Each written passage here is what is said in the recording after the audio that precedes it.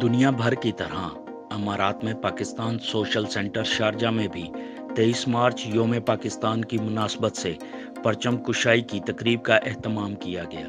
تقریب میں Pakistan social centre Sharjah کے صدر خالد حسین چودھری اور سابق صدر راجہ سرفراز چودھری افتخار، فراز صدیقی، عمران نذیر، ڈاکٹر اکرم چودھری، چودھری ظہیر گجر، عارف منہاس سمیت بچوں کی بڑی تعداد شریک ہوئی۔ تقریب میں صدر social centre Sharjah Khalid Hussain Chaudhry نے سبز ہلالی پرچم لہرایا۔